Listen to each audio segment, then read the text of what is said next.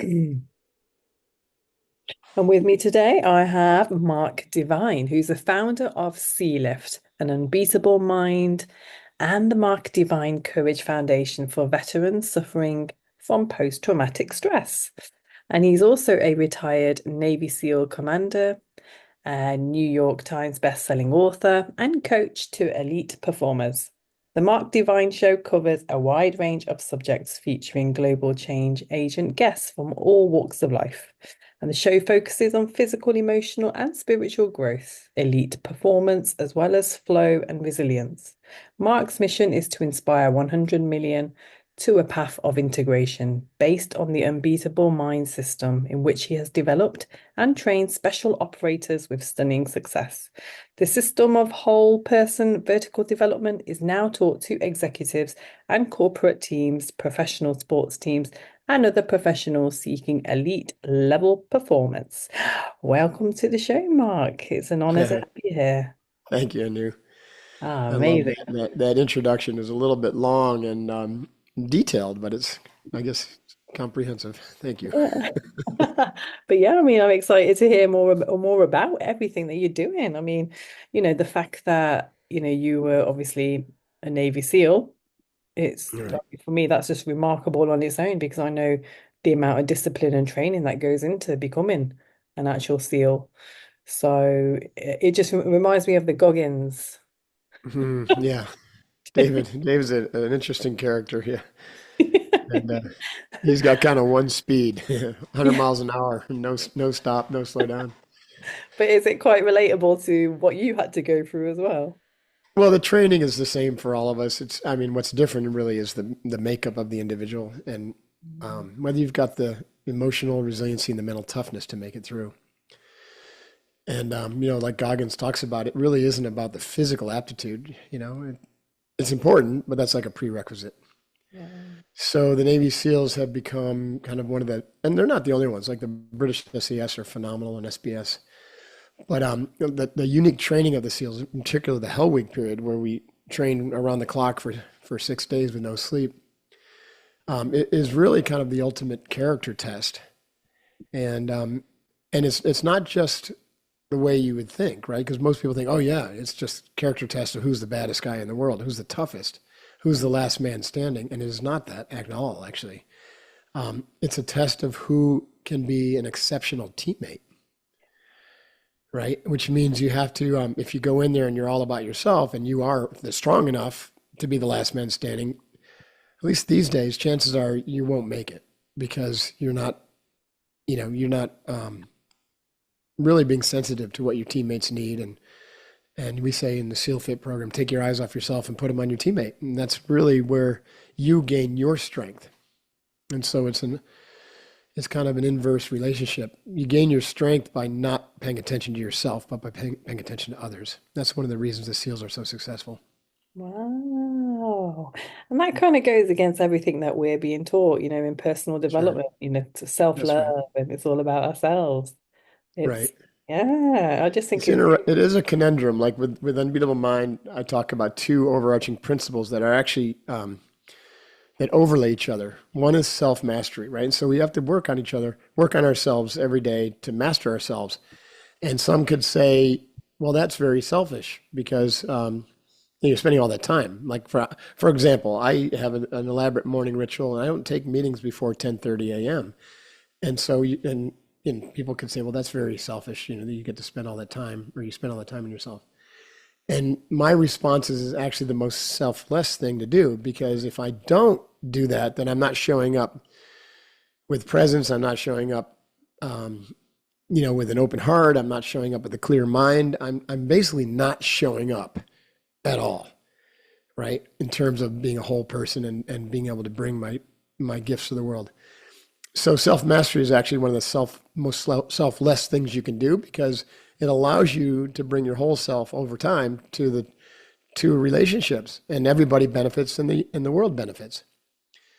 And then the principle that overlays self mastery is service, right? We master ourselves not for ourselves. We master ourselves so that we can serve, and we can serve others in a growing sense of care and concern and capacity. And And so, like an infinity loop, the more time you spend in the self mastery development, which is integrative in nature, right? It's different than, in my view, it's different for mastery. It's different than what we've been taught in the West, right? It includes kind of a lot of the spiritual and metaphysical and mental development practices, that we now know from the Eastern cultures, um, and really accessing greater potential and greater, you know, energy, source, love, whatever, and bringing that forth as your natural state. So that's what I mean by self mastery, not just like being a productivity hacker or, you know what I mean, doing things better and more efficiently. Those can accrue as part of your development, but it's not the main thing. Oh, amazing. Thank you. Yeah. And so, can you share a bit about your own personal journey from Navy SEAL commander to becoming a mentor and coach that you are today? Sure thing. And it started before I even became a Navy SEAL. See, I grew up in a small town in upstate New York with a, you know, probably air quote normal family.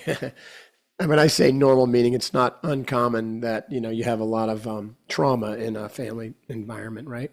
I love my parents very much, but there was a lot of trauma, a lot of alcohol, and a lot of abuse. And so, one of the things that I found solace in and helped me kind of navigate that was being out in nature, right? A, just to get out of the house, and B, because I was upstate New York, surrounded by beautiful mountains in the Adirondacks and nature. And so I spent a lot of time out in nature, which began if you imagine that, like for me, for no cell phones, no TV. During the summers, we had no TV. And so we were outside all the time and being creative and exploring the wilderness and spending a lot of time alone. And time alone in nature is meditation, right? It has a profound effect on the development of the brain and the mind and your capacity to feel connected. So that was probably my first formative kind of teacher or guru was Mother Nature, and that was a really powerful one, right? And she did not ever let me down. Also, because of that, and I had some athletic capability, and my mom kind of pushed me into sports. I became a competitive athlete, so I was a competitive swimmer at my Colgate school, which is called Colgate University, and I rode crew, and I was a triathlete, and all this was in my late teens and early 20s. After college, I was able to get a job with a company called PricewaterhouseCoopers. Back then, it was called Coopers and Lybrand. They sent me to NYU to get my business degree, an MBA, and I had to, basically spend time, a significant amount of time to study for and pass what's known as a certified public accountancy exam, CPA, chartered accountant in your neck of the woods. So in my early 20s, I was not thinking about being a Navy SEAL. The military wasn't even on my radar. It didn't even interest me. So what changed? Well, because of my athleticism, and while I was in New York, I decided, it was just part of my makeup that I was always going to be fit. I was always going to be an athlete, regardless of what that meant, training. I think I was a yogi at heart, probably lifetimes before, because physical and mental development was just something that I was extremely attracted to, and I couldn't imagine life without that. And I did not like to see the kind of the pasty fat suits that I saw in the corporate world. And I was like, that's not me, right? And it's not healthy, by the way. So I set up a regimen where I would go for a run every morning. After the run, I would come back and do some stretching, and then I would go to the gym at lunchtime and crank out a workout. And then I had this big window between when Cooper's would let me off and when I had to be at NYU for night school, which is at the old World Trade Center. And it was like a 3-hour, 2.5-hour window. And so I thought, well, that's a good opportunity for some more training time. Right? I'm a little crazy in the training department. Anyways, to make a longer story shorter, I found a martial art. And I never had any exposure to a martial art, but I found a martial art that was a perfect opportunity because, hour-long classes, and I could, slot it right in that time period. And that saying, when the student's ready, the teacher appears. Well, I was ready. And the teacher was the founder of this style of martial art called Seido Karate, and he was a grandmaster, ninth degree black belt. He wasn't a 10th because he wouldn't promote himself, and he was the founder of the style. That's how humble he was. And well, it turns out, this is the whole key here that links to the nature story, was that he was also a Zen master. And so within a couple months of me starting karate with him, I was now studying Zen with him on these sits on Thursday nights, and then we would go to the Zen Mountain Monastery twice a year for these long 5-day retreats, 4 to 5-day retreats. And I took it up as part of my daily practice because I started to really enjoy it. And it reminded me, in the middle of Manhattan with all the chaos, it reminded me of the way I felt when I was out in nature, right? With my mind all settled and calm and just sitting there focusing on my breath. So I really took to it, and I began to experience some serious transformations. This is like I'm 22, 23 years old. And there were several of them. One of them was I began to separate from my thoughts, meaning I was merged in my thoughts. I believed I was my thoughts. I believed I was my self-concepts. And sitting on the meditation bench, I began to feel a sense of distancing from that. And I could create the feeling, or I could actually have the experience of my thoughts happening. But I could view them in real time with a gap, like from a distance. And that was profound because I suddenly was like, oh gosh, so I'm not my thoughts. And so now I can examine those thoughts and I can decide whether I like them or not. And when I started examining my thoughts, I'm like, holy shit, I don't really like a lot of these thoughts.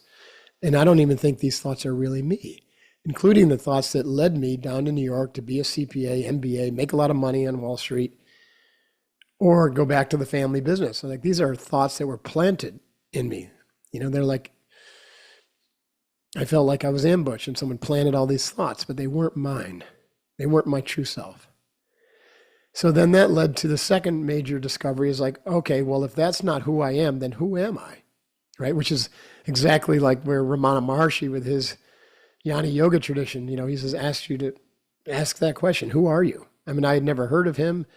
It wasn't until years later, but I started to ask that question. If I am not my thoughts, then who am I? And I would ask it before my meditation sessions. Wow. And this is all, again, when I'm 22, 23, and I began to get a sensation and this feeling that I was a warrior, that I was meant to be a warrior. I was much more, but in this lifetime, I was meant to be a warrior. Wow. And I was like, okay, if I'm meant to be a warrior, then what am I doing in a merchant, suit, trying to make money? I was like, is that how I'm supposed to be a warrior? And when I asked that question, the answer was no. And that was about the time when I stumbled across a Navy recruiting office, and I saw a poster on the window, and the poster simply said, be someone special. And it had imagery of the Navy SEALs. It didn't say anything about the Navy SEALs. It just was really cool stuff for me. And I knew exactly what I was supposed to be doing. Like I knew then, at that moment, I was being shown that poster because that's how I was supposed to be a warrior. Mm. Fascinating here. I'm 23 years old. Like most Navy SEALs that I trained, they grew up with all the TV shows and the movies and the books. And they wanted to, the SEALs have this outsized reputation now, and they want to be Navy SEALs because of all that. For me, I knew none of that. I didn't know anything about the SEALs, but I was shown them, right, through my meditation practice. So in 1989, I got my MBA, CPA, and my first degree black belt all in the same month. And I also left New York City that month to go to Officer Candidate School in the Navy. I had finally gotten into the SEALs as one of 2 civilians to be admitted through the Officer Candidate program. And I went to Navy SEAL training, BUDS Class 170, in March of 1990. Oh. Started the journey. So that's what led me. So when I was in SEAL training, I had all that experience, right? I had all that meditation experience, all the martial arts experience, all the competitive and athletic experience and leadership that goes with that. And it was really the meditation that was proved the most valuable because it created this kind of separation between the chaos that that the instructors were creating to kind of manufacture stress and fear. And I saw all my teammates just freaking out, right? Because they were completely wrapped up in their reactionary mind, right? They were trapped with their thoughts. Whereas I had this like complete bubble around me where, their words and the actions were just bouncing off. And I could just sit there calmly and be like, okay, what's the right course of action? And I had learned enough through my martial arts training, because it's such a team effort, even though you're fighting, that the best course of action was to pause and to breathe and to look at how to support my teammates. Mm. Right. And those, like, if you could remember those three things in any type of crisis: pause, breathe, and then think. And what you want to think about is not what's right for you, but what's right for my team. How can I help my team? Okay. Because the quickest way to developing positive energy and momentum is to help somebody, to be in service to them. Mm. And you not only leave a carbon copy of that service on your own heart and mind, but it gets doubled down because it's given back to you.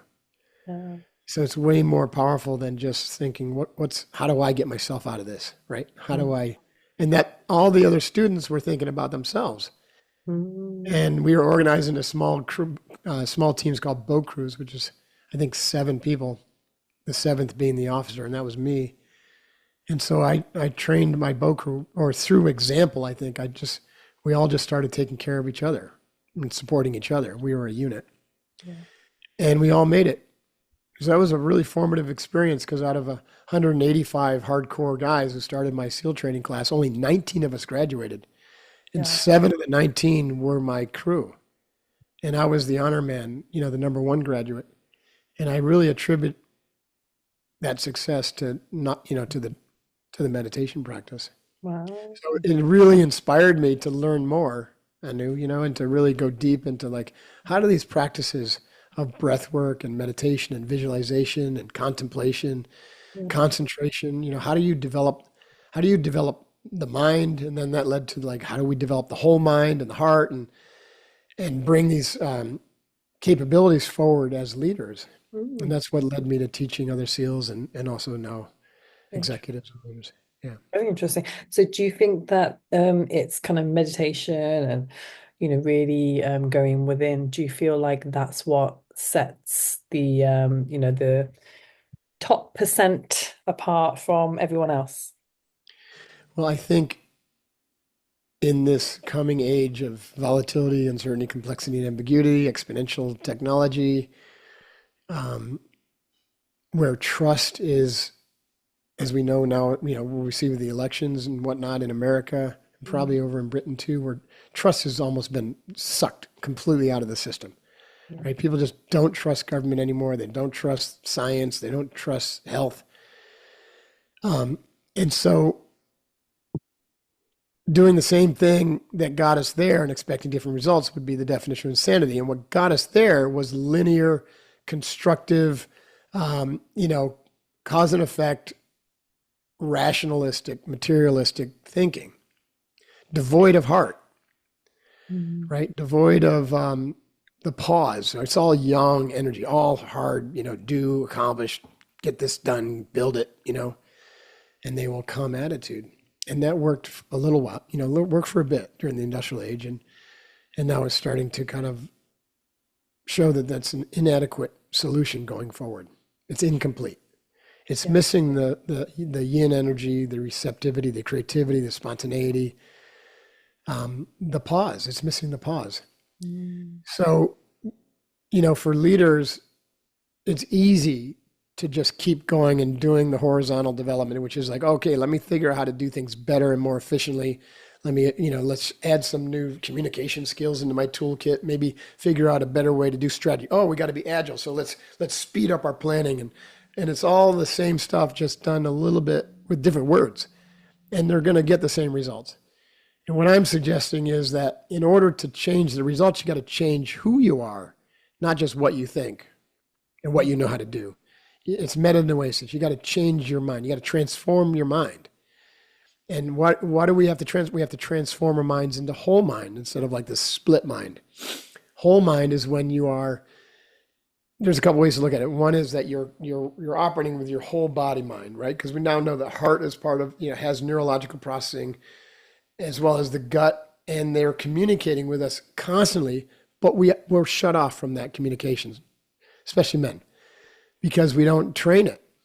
right? We're not trained to listen to the empathy and compassion and openness of the heart. We're not trained to hear the intuitive signals of the gut. And it's more than that. The entire body is part of your mind, or vice versa. So that's one way to look at whole mind. So you have more access to intuition and empathy and compassion with whole mind thinking. But it's also, we talk about spiritual intelligence and emotional intelligence. The ability to develop the capacity to be utterly still so that you have access to nonlinear knowingness, to non-rational intelligence, and to more power, more creativity, more spontaneous knowingness. And when teams can tap into this, because they have a community of practice that allows them to be still and silent and open and receptive, and not pushing and always like in the go mode, then you end up getting some radically new solutions, right? And we have to open ourselves up to that new way of thinking, which isn't so new, but it's maybe new for our modern age, because the world is far too complex, to solve problems from that kind of linear, rational, materialistic point of view.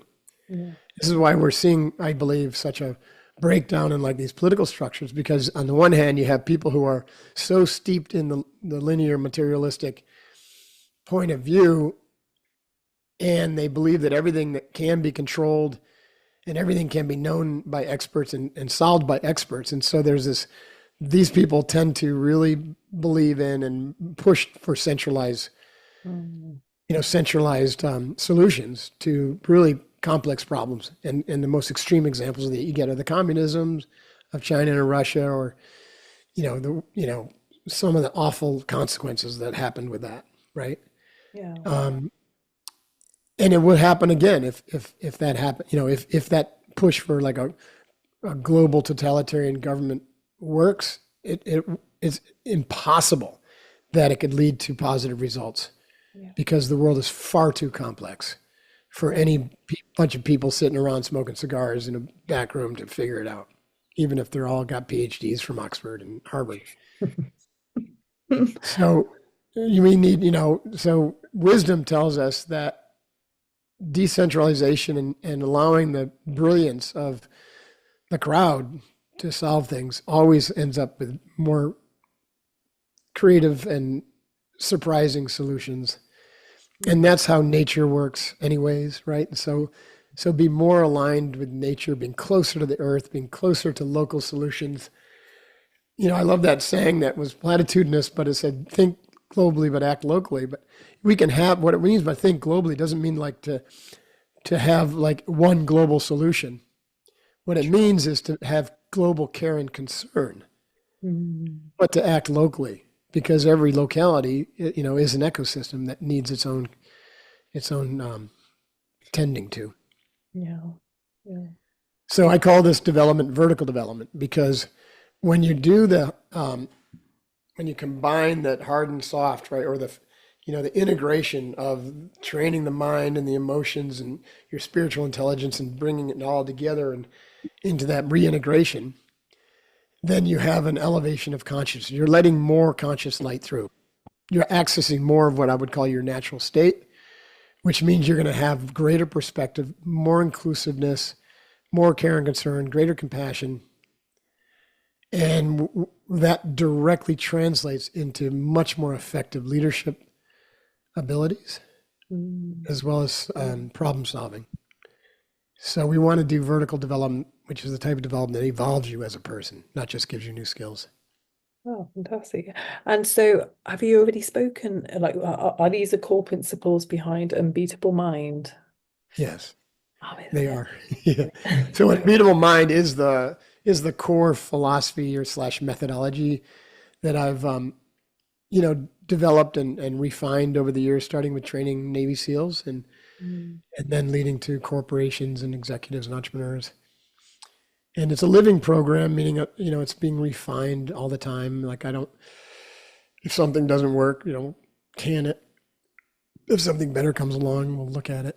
So it's really an integration process. So we call it five mountain development. So it's physical, mental, emotional, intuitional, and spiritual. Yeah. And we have a program and practices that bring that all together in daily rituals and different ways of, you know, working together as a team. Oh, yeah. Oh, fantastic. Thank you. And so, I know we spoke about mental toughness, at the start. So how, what kind of practice would you recommend for somebody who's looking to build mental toughness? And I guess with that comes along resilience, right? That's right. Mm. Mental toughness and resilience are really like two sides of the same coin. Mm. Mental toughness is like being able to really focus and remain positive and, kind of get through the challenging things. And Mm. resilience is basically getting up with a smile when you get your ass handed to you and doing that over and over and over, right? So they Yeah. work together. Um, there are different types of skills, though. Resilience requires the soft inner skills, the yin skills, and mental toughness requires the yang, right? So the push, so it's a push and receive. But the training for them can be done with similar tools. So one of the most profound tools for mental toughness is controlled breathing. And so I teach something I call box breathing. I've been teaching it since like 2005. Um, and it's deep diaphragmatic nostril breathing in a controlled pattern, like 5 count in, 5 count hold, 5 count out, 5 count hold. And while you do this, depending upon whether you're in a practice setting or kind of like driving, but if you're in a practice setting, this box breathing has several really benefits that really contribute to mental toughness.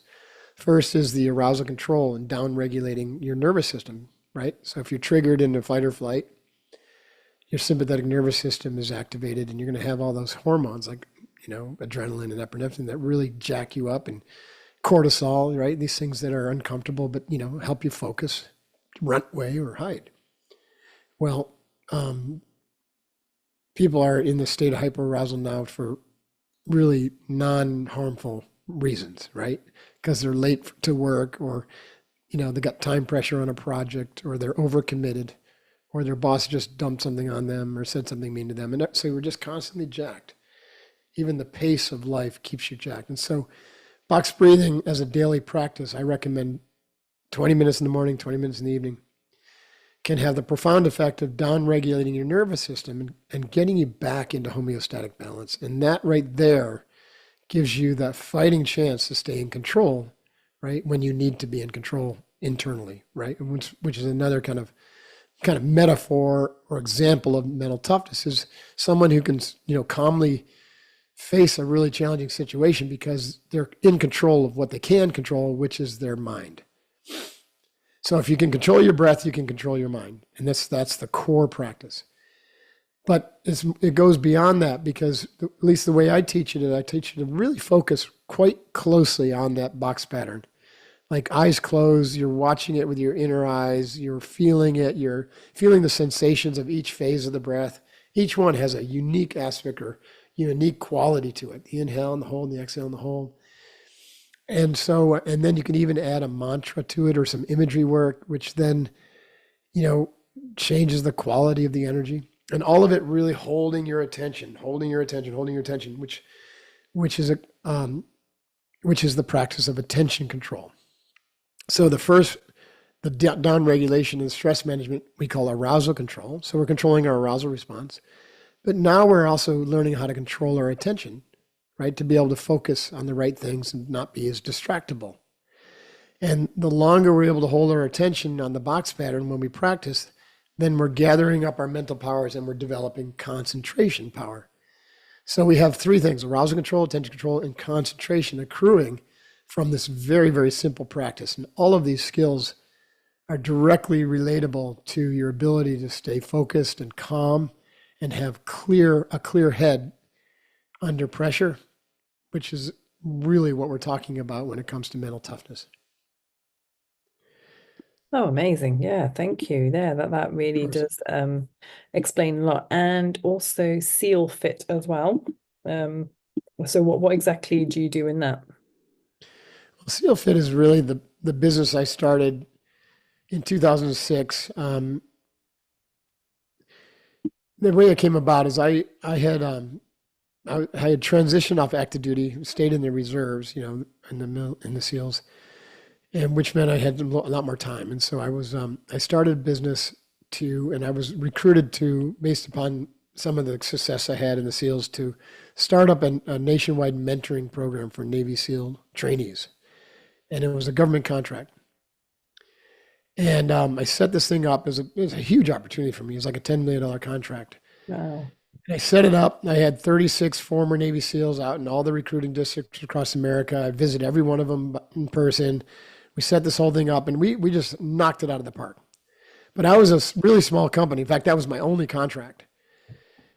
And it was a subcontract, meaning I had a bigger company that was the main player, but they subcontract to me because I knew what I was doing. Mm. Well, there was a huge company called Blackwater, which was involved in Iraq and Afghanistan as a private military contractor, who had wanted this contract bad because it would make them look good. And they had a big image problem. And so they fought and they somehow got the prime contractor tossed out as being too big for a small business contract. And then they went after this contract and they ended up getting it. They stole it from me basically. So Okay. so instead of fighting them, everyone was telling me I should fight them and be like a minnow fighting a whale. My meditation practice showed me that no, don't fight them, but do what you want to do in training and mentoring Navy SEALs, but do it under your own business and do it privately. Don't do it in a government contract. And so out of that came SEALFIT. And it was a blessing in disguise because the government wouldn't let me teach any of the things I just talked about. They wouldn't let me teach breath control, visualization, meditation, because none of them had science behind them. Okay. They just wanted me to get people to the pool and swim and work out hard, lots of push-ups, flutter kicks, stuff like that, which we did, and we still crushed it. But so with SEALFIT, I didn't have those restraints. And so I started teaching Navy SEALs in these 30-day live-in academies. It was like a Shaolin monastery for SEALs.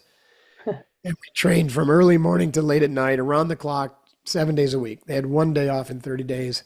And I taught them everything that I could imagine, from leadership and teamwork to hardcore physical training and team, and meditation, contemplation, visualization, journaling, breath work, and putting it all together into daily practices and also integrating it into our workouts, right? So we would do box breathing before our workouts. We'd visualize before our workouts. We would have a different way that we trained so that we were focusing on our team and on ourselves, unlike CrossFit or, some people are just all about themselves and put the headphones on and, we were all about the team. And the results were extraordinary, right? Like the average Navy SEAL, like in my class, I told you the numbers, 185 started, 19 graduated. So, sometimes less than 10% of, pass rate. Mm. And the individuals that I trained, over 90% of them make it through SEAL training. So Interesting. I knew we were onto something, and the Navy SEALs later on, it took them about 10 years, but they've integrated those practices now into SEAL training because of the success that we had, which is pretty cool. Fantastic. So now they're allowing mindfulness, yoga, Right. breath work. That's Oh, right. fabulous. Oh, amazing that. And I guess in terms of the thing that differentiates you from everyone else is that it's the fact that you were introducing all of these, really important techniques, which nobody else was. Yeah, I would say that I was kind of the OG there. This we're talking about mid 2000s, and this stuff still wasn't very prominent. And Uh, now in 2024, it is much more, especially after COVID and, people really, really suffering. And so a lot more people are leaning into these types of skills. yeah, yeah, amazing. Yeah. So for all the leaders out there, what advice would you give to someone who's looking to enhance their leadership skills? I would say that what you need to work on is the non-doing and Mm. just learning how to be, right? So what does that mean to be? It means to slow down, to be less committed, less frantic, less task saturated, and to spend time every day in getting as quiet as possible and to allow the magic of that stillness reveal itself to you. And so we can do that using breath work to kind of guide us within. Yeah. We develop the capacity to be able to observe and witness our thoughts non-judgmentally, which has incredible benefits in and of itself. Mm. And we can tap into kind of that the pure being consciousness bliss or satchitananda of the non-dual realm when you get into utter stillness, right? And so sitting in stillness and silence is probably the most important thing for leaders to do. And I wouldn't waste time not doing it. Oh, that's fantastic advice. Yeah, thank you so much. Guess that applies for everybody, really. Absolutely. Because it's so Absolutely. true because so many people, they can't sit in silence, it makes them feel really anxious, so they have to have like TV on or the radio on or something Right. playing. They just need noise. And it's just, yeah, I guess if anything, for It's me. just the ego mind is addicted to form, to the outer world, and it wants to constantly to be entertained or to be feel important. And unfortunately that cuts you off from your real power. It cuts you off from your heart, it cuts you off from your gut, your intuition. It cuts you off from your higher power. Yeah, so true. So, So true. Yeah, wow, I love that. So brilliant. So tell us more about your book and your podcast. yeah, the Mark Divine Show. It's funny. This is my ninth year, um, and it's Wow. been a traditional like interview style show. But I'm starting to wean off the interviews and to do more, teaching, like solo casting.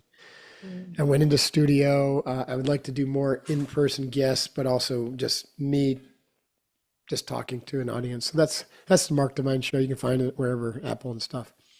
When I do it, I have such a broad scope, but everything we talked about today is germane for me for subject matter, right?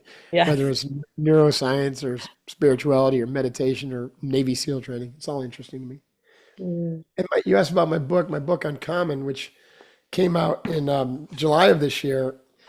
Ah, Subtitle is Simple Principles for an Extraordinary Life. And you can see I insisted on this cover, even though it wasn't my ideal cover, but the infinity loop there is really important because that kind of represents that idea of self mastery and service and how those go together.